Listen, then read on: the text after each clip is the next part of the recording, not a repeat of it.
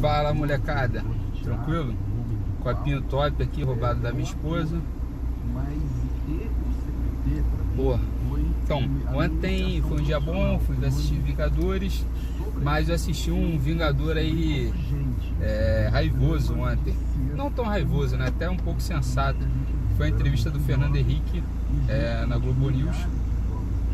E assim, percebe-se que ele, obviamente, está bem excluído do mainstream político, né? Está bem excluído, não tem um diálogo, nada lá dentro.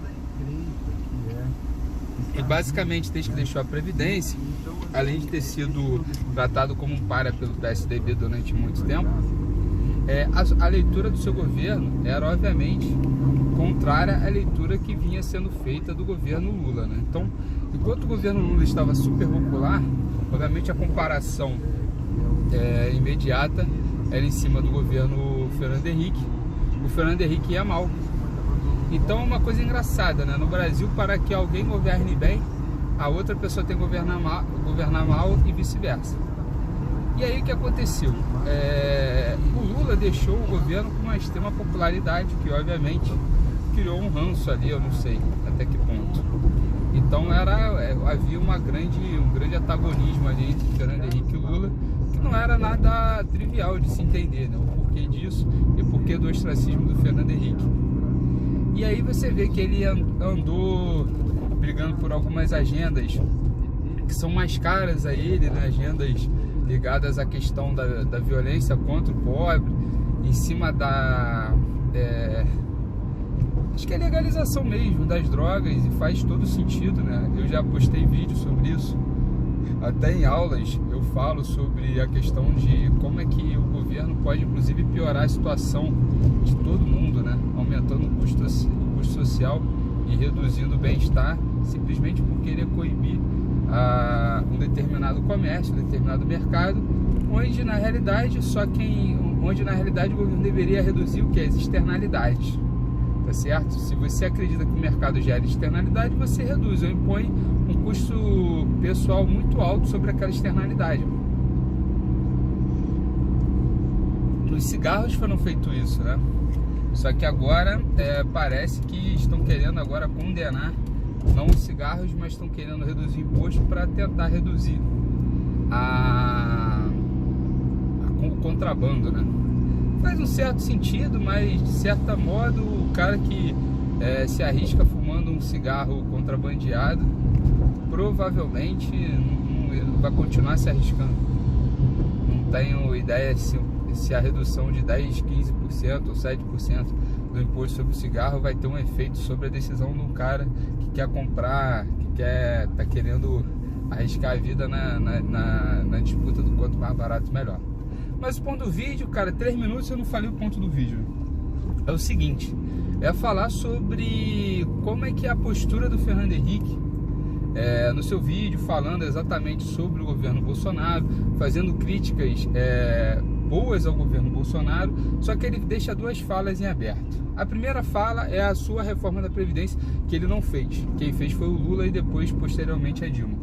E ele não fez exatamente por um voto. E o que é mais engraçado é que ele conseguiu passar um tema totalmente controverso, que foi a reeleição. E a reeleição no Brasil, num país como o Brasil, cujas instituições não estão tão bem formadas assim, para mim foi uma das piores decisões, apesar de que havia alguns artigos sobre o tema que falavam que reeleição reduzia a criminalidade. Um dos artigos no Brasil, se eu não me engano, foi do pesquisador Cláudio Ferraz,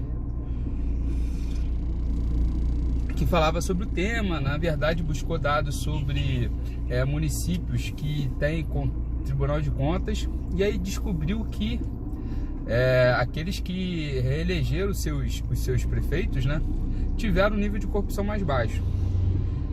Na minha visão de pesquisador, por mais que tenha sido aleatorizado a escolha do Tribunal de Contas da União sobre os dados desses municípios, ou Tribunal de Contas Municipais, etc., na medida que alguém se torna um prefeito reeleito, a capacidade dele de intervir nas instituições é muito maior. Ou seja, a capacidade de gerar documentação que comprove atos de improbidade administrativa se reduz drasticamente, porque simplesmente é um cara que já está há 4 anos conhecendo todos os agentes estatais responsáveis sobre isso, e na grande maioria dos 4.500 municípios, ou 5.300 municípios, eu sempre esqueço, essa capacidade é muito baixa. Então o prefeito sendo reeleito, obviamente reduz drasticamente a capacidade de você atuar contra atos de corrupção. Isso fica claro quando a gente olha na esfera federal, cujas instituições são muito mais sólidas e fortes, né? Você vê o mal que é para o país o continuismo de uma determinada, não ideologia, mas de um determinado grupo no poder, né? Que acaba tendo que angariar outras pessoas para poder se perpetuar. Isso foi péssimo. Então, assim, para mim o Fernando Henrique, ele gastou capital político para promover uma reeleição, sendo que ele poderia ter promovido, com esse mesmo gasto de capital, com certeza a reforma da Previdência e algo que ele deixou para fazer no segundo mandato, que foi a Lei Complementar 101, e ele também deixou as instituições não tão fortalecidas, porque assim, ele tinha um Banco Central atuante e que conseguiu controlar a inflação, né? Mas sobre uma expensa de juros muito altos, obviamente, porque o cenário internacional não era nem um pouco favorável. Ele enfrentou 2 crises, a principal delas, a crise dos países asiáticos, foi terrível, principalmente para os países de economia emergente, mas mesmo assim a taxa de juros era muito alta para controlar essa inflação. E obviamente essa explicação era da memória recente inflacionária que o Brasil vivia. Então, assim, por que não tentar, já naquela época, definir a independência do Banco Central? O regime de metas inflacionárias que entrou após a Lei Complementar número, acho que entrou em 99 após a máxima de valorização do real, poderia ter entrado antes. A própria máxima de valorização ocorreu exatamente por quase um estelionato eleitoral, porque já havia necessidade diante da reeleição. Então, assim, a gente percebe que há grandes erros. E, por exemplo, dentro dessa tônica da reeleição, que para mim foi um dos maiores erros do Fernando Henrique, o único erro que eu vejo assim crasso do governo Lula foi querer impor uma reeleição de continuismo, ou seja, tentar impor a Dilma sem ter o capital político, a expertise e a virtude, como diz Maquiavel, bem definidas, né? Então, assim, não tinha nem virtude e nem a sorte a seu favor, né? Porque simplesmente ela não tinha como. Ela tentou impor o seu estilo gerencial, mas sem virtude, sem também capital político para desenvolver os parcos argumentos que ela desenvolvia, acabou dando no que deu. Então, assim, de fato, há algumas medidas que até hoje a gente carrega essa pecha, e uma das coisas que está se discutindo é o fim da reeleição.